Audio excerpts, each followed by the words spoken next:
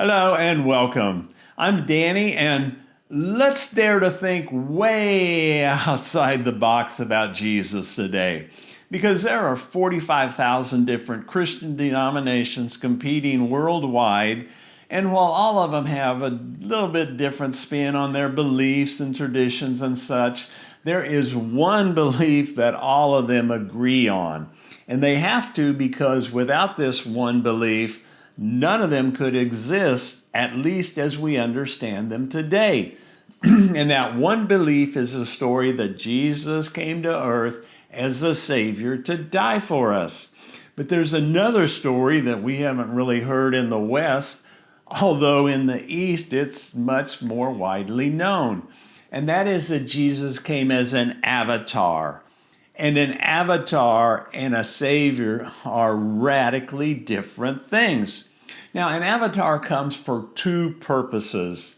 Number one is so that we, in our limited five sense perception, can understand what this omnipotent, omniscient, omnipresent source of all being that we generically call God and who Jesus called the Father is really like. And Jesus did this constantly by saying, hey, the miracles I'm doing, it's not me, Jesus, doing them. It is the Father who is greater than I in me doing the works through me. So when you're looking at me, you're actually looking at the one who sent me because I only do what I see my Father do. So if you have seen me, you have seen the Father because I and the Father are one.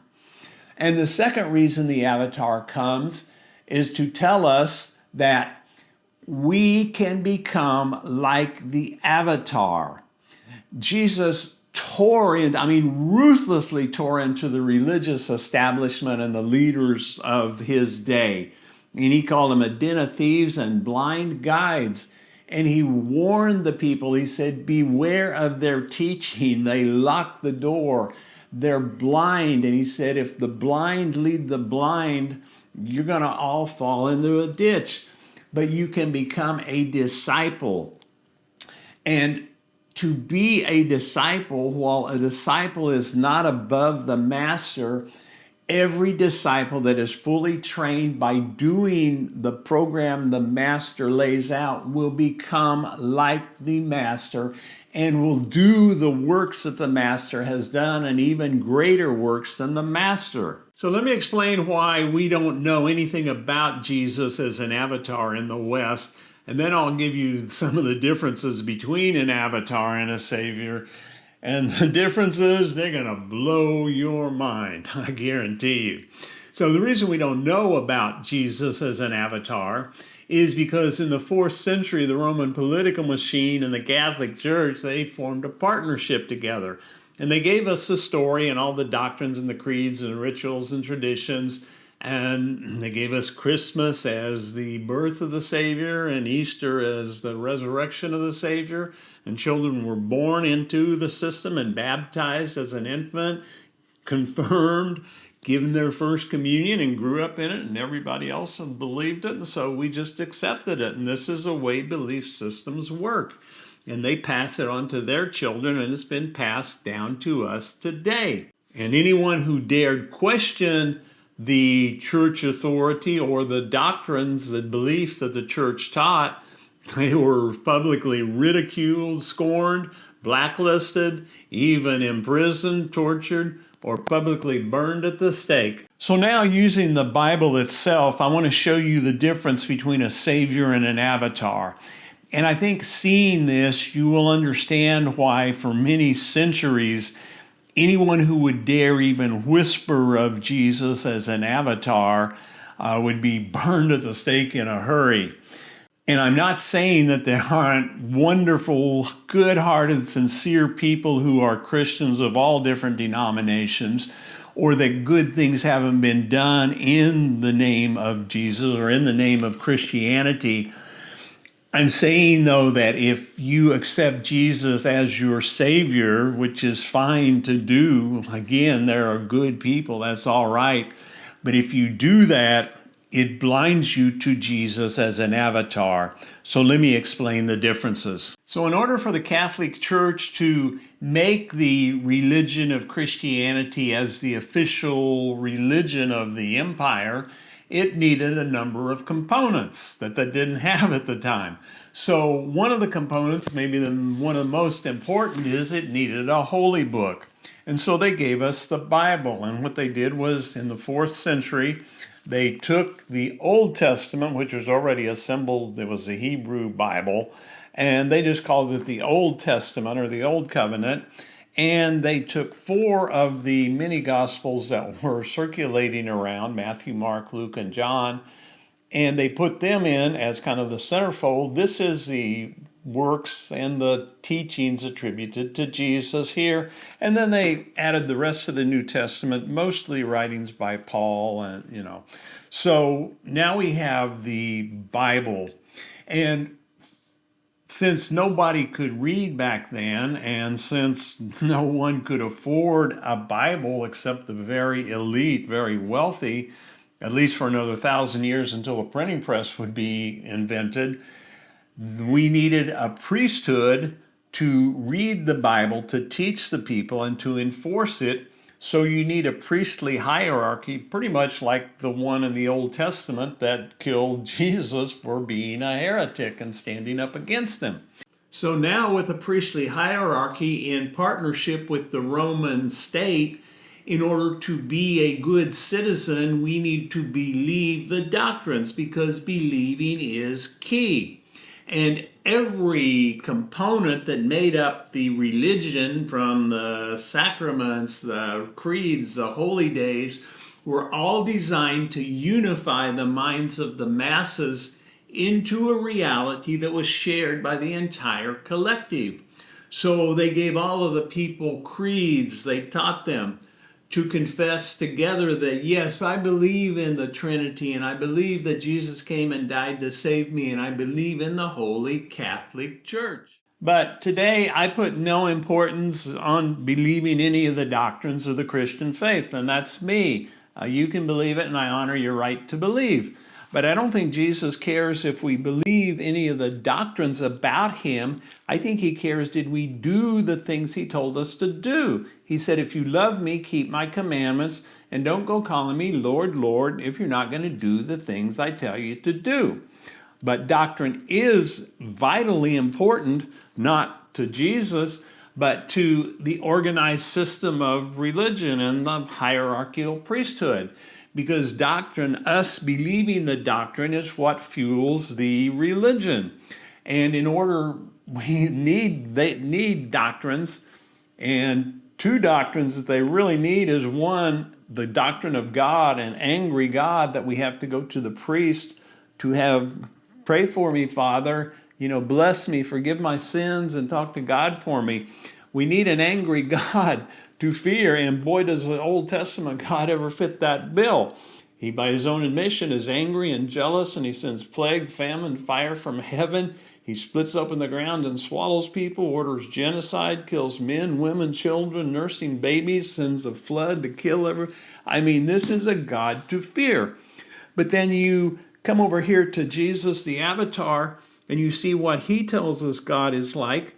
And he said, if you've seen me, you've seen the Father. I only do what I see the Father do. So we know that everything Jesus did was the Father, the love, unconditional love, forgiveness, mercy, compassion that he showed. That's what our Father, our Creator, is like. And he told the parable of the prodigal son, and you can read it for yourself.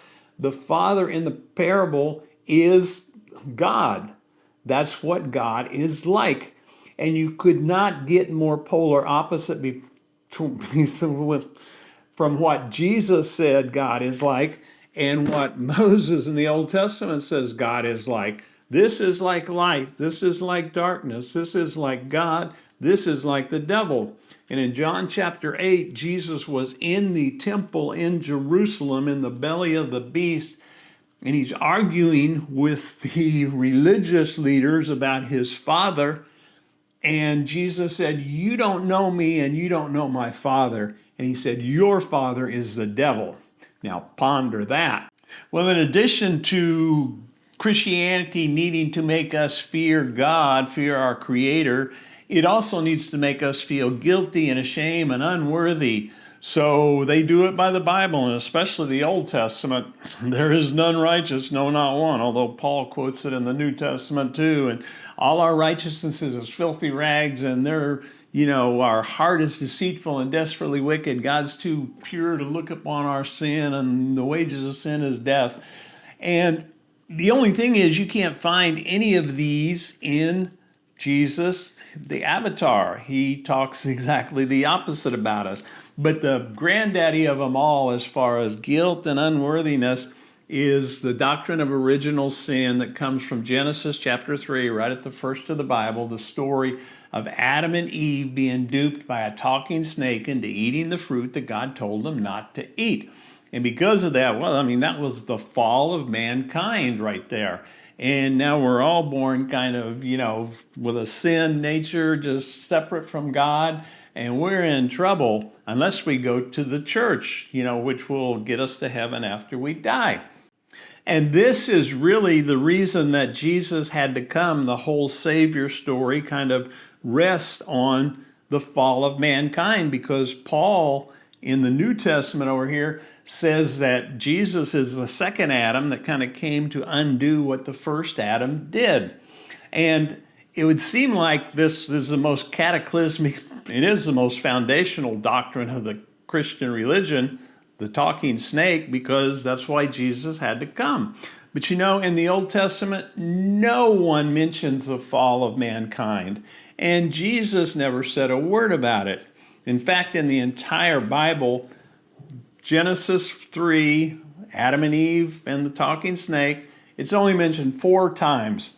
And all 4 are by Paul, and 2 of them are just to blame Eve, saying because Eve ate the apple, therefore women are to be under men's authority. 2 very misogynistic and evil verses. And you want to know something else about that doctrine? It was formulated in the 4th century by this wild playboy with a wild sex past life that, is a church state theologian named Augustine of Hippo, who put together the doctrine of original sin. And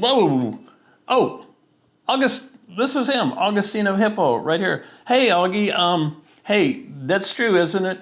You're the one in the 4th century. You actually are credited with putting together the doctrine of original sin for us, right? That is correct. Okay, well, you can go now, all right? Go. Get out of here. Shoo, scram, get it, go. Okay, so real quick, let me give you one more difference between an avatar and a savior. And this is why I say that if you accept Jesus as your savior, you cannot see him as an avatar, because you just can't see it. So if you ask any Christian, do you believe Jesus is one with God? Well, of course he is. He said, I and the Father are one. Do you believe that the Father is in Jesus and Jesus is in the Father?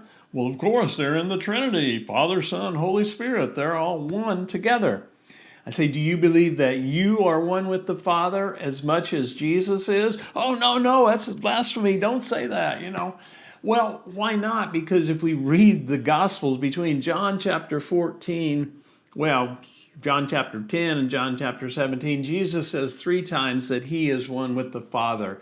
But he prays for us in John chapter 17 4 times, praying to the Father right before he was arrested by the soldiers. Father, may they be one as we are one. I in them and you in me, that they may be perfectly united.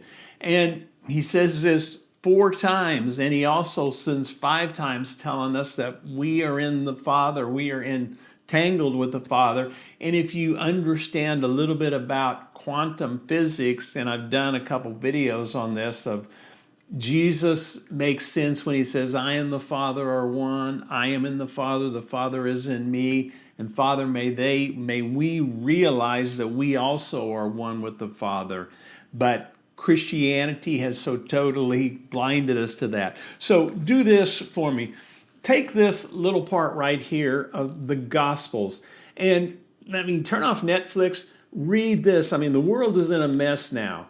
And the Judeo-Christian religions have been a big part in shaping the world we know today. And today they are really, really causing a lot of things. And there isn't a political solution, and I don't think there's a religious solution in organized religion. But if you just take this little part and you read it as if you were in the first century before, hundreds of years before there was a Bible, and hundreds of years before Jesus was turned into a set of doctrines to believe in and made the official religion of the Roman Empire, and you just read this, I mean, you'll see he's like an avatar, because we're not interpreting him through the Old Testament. We're not interpreting him through the writings of Paul. Just let Jesus stand alone. And this is the way to get us out of the mess, to awaken us to, like Jesus said, walk in the light while we have the light, that we may be children of the light, and we may shine our light into the darkness in the world, because it's a battle between light and darkness. It's not right and left or Republican or Democrat. It's a battle of light and darkness, and we need light workers, and that's what Jesus, the avatar, came to tell us that we are and we can be. So I'll be doing more videos on this. Share it with anybody, and I'm happy to talk with anyone about this, not to argue, but to see if we can find common ground and see what Jesus, the avatar, said.